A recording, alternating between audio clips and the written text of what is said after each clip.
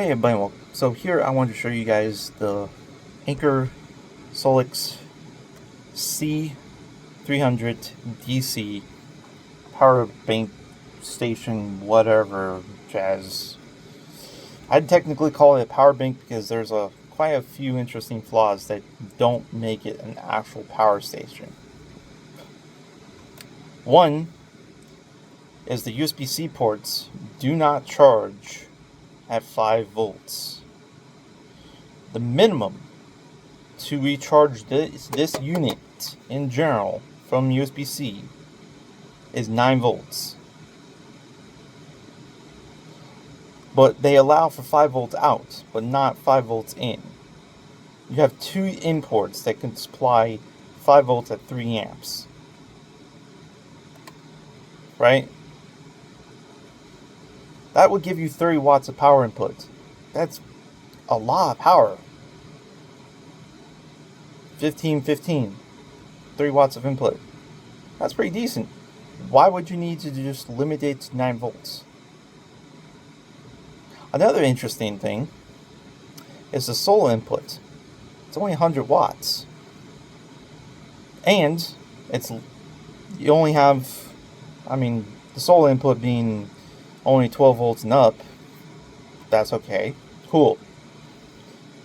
But the interesting on the fine print there, just like the limitation on the C ports, is that they mention that don't use anything exceeding over 100 watts of input power from solar.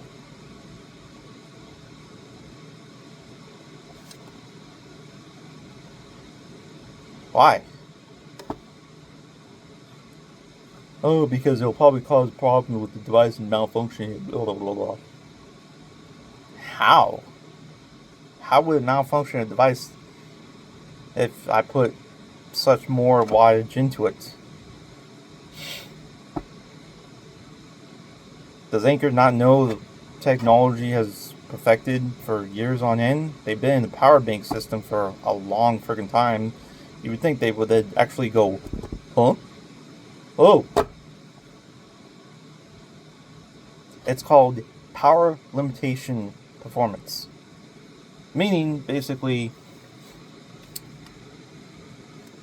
for instance, if I use this to recharge this only allows 1 amp of input. But if I'm using a USB-C, which has 5 volts at 3 amps, that's 2 amps more than what this is capable of putting inside of itself. So 3 amps is going to blow it up, right? No. Because what they have built into most devices is called a power limitation performance mode. Meaning that even though if I shove a million gazillion ampage into this sucker, it's only going to allow to cipher 1 amp. Period. I can literally shove an entire hose as big as my freaking head into this thing. It's only going to allow that much power to go through it. It's a very small window.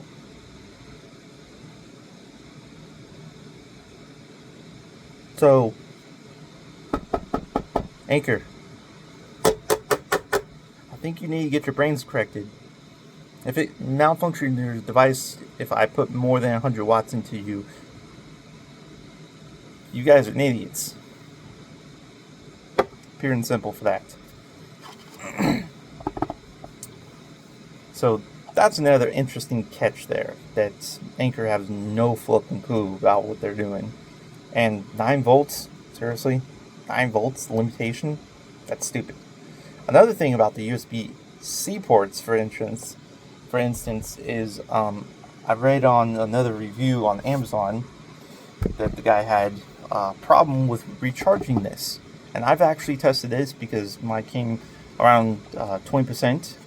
And when I was recharging it, I had 45 watts in one port and 25 watts in the other port. So it does have the ability to split wattage charge, which is great. But the problem is, as he said, he was using I think, identical charging ability.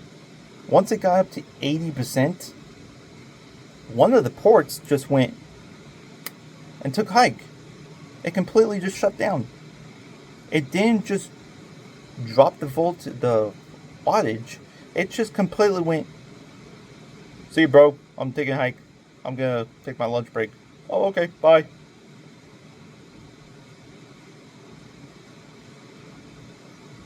So if you're charging this at 280 watts, which that is a total from 240 watts of both the USB-C ports, after 80%, it's going to shut the other 140 watts output and just go take a hike.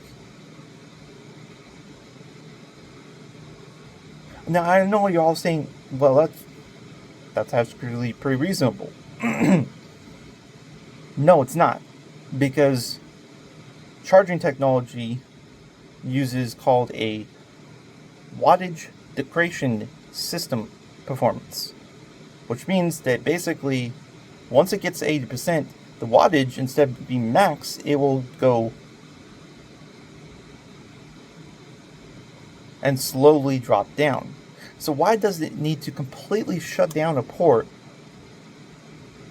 completely when it can drop both of the wattage that's coming into it instead of just completely removing the entire port? Happened with the same thing here. I was only charging it with 45 watts on one and 25 watts on the other, and it decided to just completely freak off the 25 watt system. And you know what? That's more interesting, is that it just kept 45 watts all the way to 100%. And then it stopped charging. Another interesting thing is not only that, this doesn't have pass-through charging, at least from the C port. I'm going to try with the solar input and see if that does, but the C ports don't have pass-through charging, which means that, say if I have this power bank or wall charger ability plugged in this at so forth amount of wattage, especially if I'm using two of the ports to keep the thing topped off and I want to run all my devices off of it at the same time, like the DC port, and jam out 100 watts and use all the other ports and probably the other C port, because again, 280 watts of power input, it's pretty freaking amazing. If both ports were actually functional at 100%, I'd be able to power a lot of stuff without siphoning anything from the actual battery inside, because all the power would just be coming from whatever's coming into it and just going and being sent out. It's as if basically I multiplied my ports. So basically, if I have one USB-C port, it's basically as if I multiplied it in 20 ports suddenly. That's what this would technically do. That's pass-through charging performance. But instead, it just charges and then just shuts off. And I know because I was running a low wattage device, and it just kept on going to 99%, and then wanted to recharge at 45 watts. It didn't go. It just slammed the 45 watts back in, saying charging, and then disabled. Back to 99, charging, disabled. Which is another thing. When you have pass-through charging and it gets topped off, instead of going 45 watts, shut off, it actually does a stepping wattage downwards. So from 45, 40, 38, 37, 36, yada yada yada yada yada yada. And then once it's at 100%, it basically is completely off. So it doesn't look like it's actually taking any power. And normally the income wattage won't even show when you're taking power out because it's just reverting all the power coming in.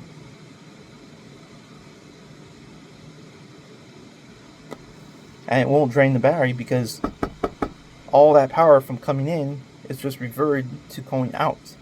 So it just says whatever wattage is going out. But this doesn't have that. And I tried it from the 100 watts. I've switched the inputs plug, and I even put it onto the 18 watt C port and such forth, and it still drained the battery and then wanted to recharge itself. So I'm going to test my theory on the solar port, and if that doesn't have pass-through charging, then this is not a solar a power station or a solar generator. It is basically an oversized power bank, which is what you can get for like 15 bucks. Yes, this is literally was 15 bucks, so I'm holding right here. And even this, which is really hilarious because, again, they're selling this for like 150 to 200 bucks. This thing that's 15 bucks has pass-through charging. Do you know how ridiculous that is, Anker? You know how ridiculous it is? 15 bucks. Plug in, use a USB-C or USB-A port to output power, and it doesn't take a dime from the power that's coming in. I mean, take power from the cells. It just passes it through.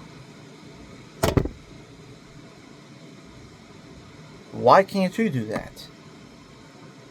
For technology that's so basic, and even a no-name brand company can do that, why can't you? Why can't you keep your both ports on?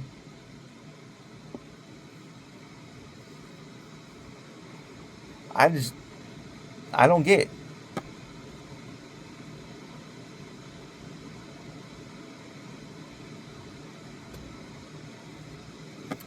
Cool device though.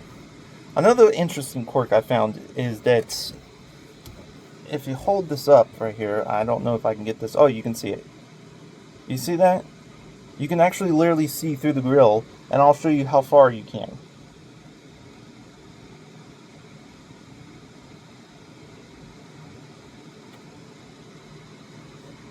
This right here, this little grill is as far as you can see from inside of it. So all the way down here, you can literally see every component. This is all exposed on both sides.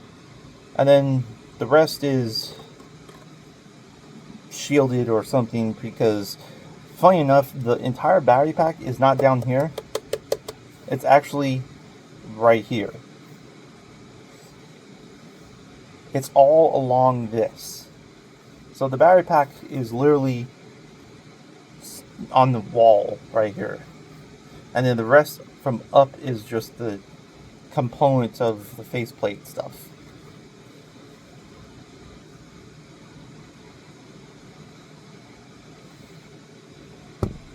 So don't get this wet because everything's exposed in there. Cool little device though, but definitely not a solar generator. Oversized power bank that is from super old technology, but I guess okay if you're not really planning on using it to, again, solar generator where you want pass-through charging.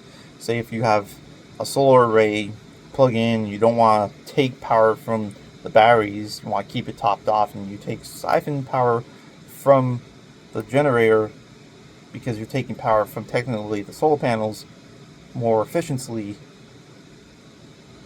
This is not the unit for you. None of the Solix C300 systems. or even the C200. It's kind of a shame.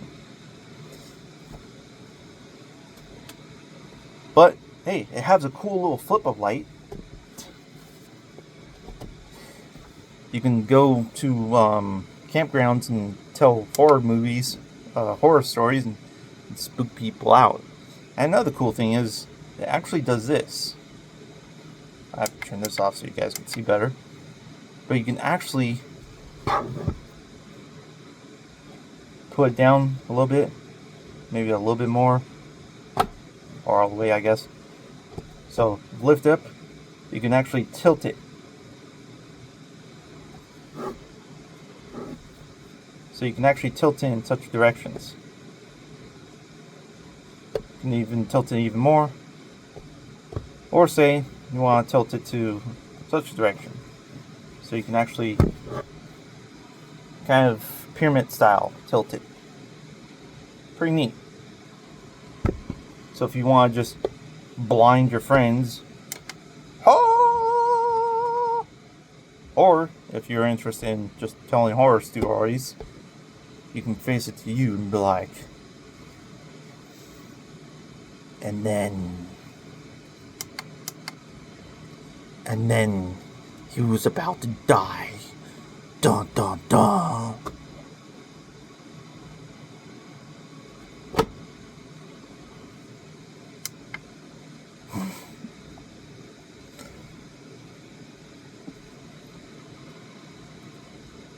And for other features, it has the DC port,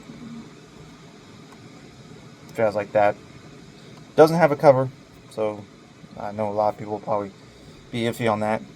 I guess they're expecting you to fork off like $20 to buy like one of those flush ports and shove that in there, which is kind of useless.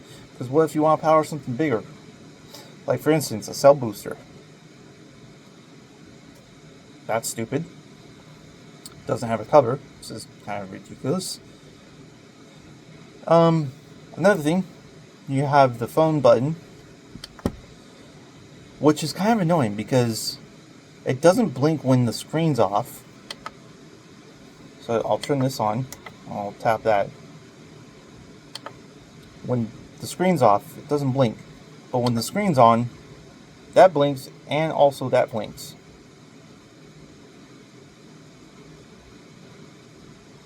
Why do you need both of them blinking?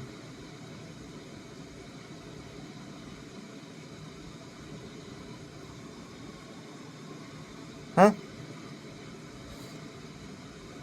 Now,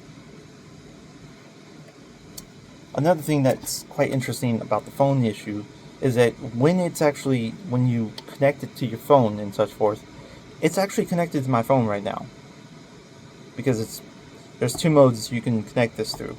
Wi-Fi, which is kind of stupid. You have to actually make an account with their website and all that stuff to log in, like that, to make it Wi-Fi connection. Guess you have to put your router and all that other bullcrap into it, which I don't think a lot of people want to do that. The other option is Bluetooth, which is the most simplest because you don't really have to connect it to Wi-Fi or any internet access point. But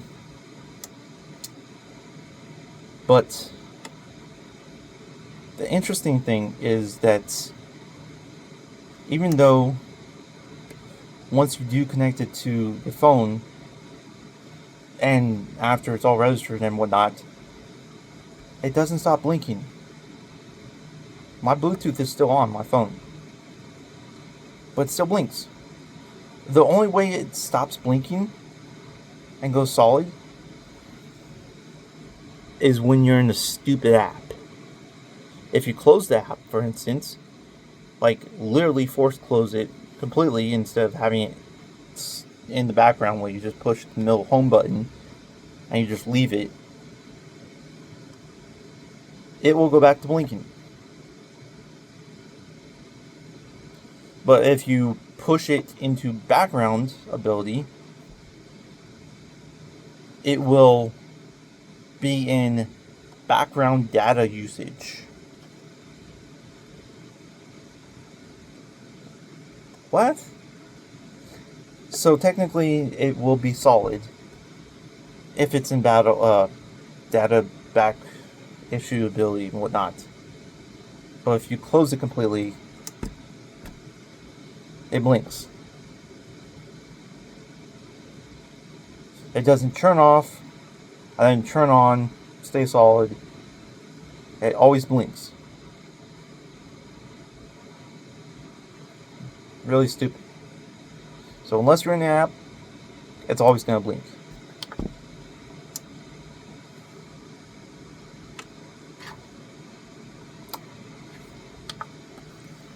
So not very well thought out for their performance there.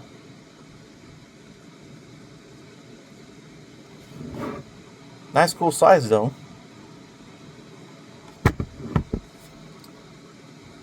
Maybe a bit thick boy to it. But the technology behind everything is just very old and it's way outdated, way crappy. It's just not there. And it's sad to see because Anker boasts how they're in the entire power bank, solar array, battery bank system, and all that stuff. And they're claiming they're #1 on their website, which is hilarious, when they're really not. They have nothing. And if they claim this is a solar generator, then that means my butt is made of gold.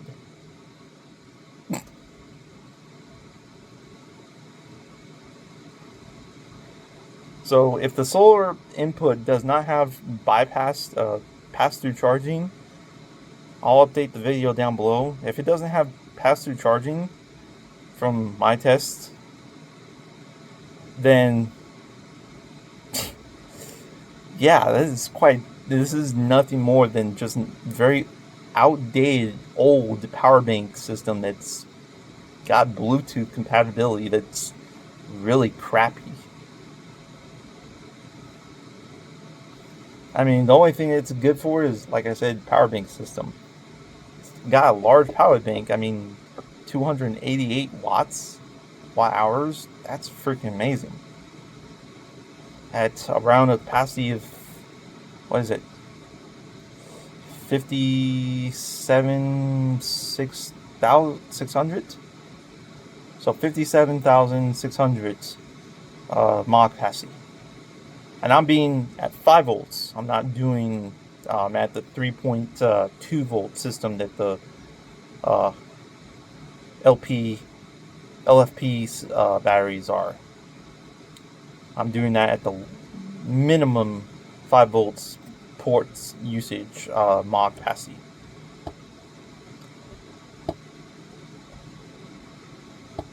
So yeah, the mod capacity for 5 volts is not going to be as much as the 90,000 that it mentions. So it's going to be quite a lot less for 5 volts. And for recharging wise, I would say maybe 12-ish for an Samsung Ultra phone, which has a capacity of 5,000. So per charge, you would get about 10 to 12 rechargeability on this. It's pretty nice. But it's nowhere near the supposed 18 phone charges like they say on the website or information. But hey, has a handle. And has little carabiners on the side. But, you know, I don't think everybody wants to have it kind of, you know, on their side of their pants with 6 pounds. Maybe on their shoulder. Like a little purse. Or maybe a baby. Walk by baby on the tree top. But if anything, I would put this in a backpack, because it distribute the weight and everything more correctly. Or put it inside of a bag of a bike or some jazz like that. But 6 pounds, that's pretty tough. It is lightweight for 6 pounds compared to, you know, the AC port one.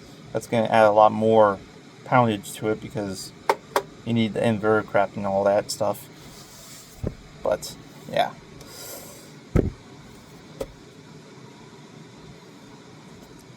Good size, very small package ability, a lot of power, but outdated technology by far. See you guys later. Peace out and stay cool. Or I guess in the time here would be stay warm. And keep your hair nice and cool. See ya.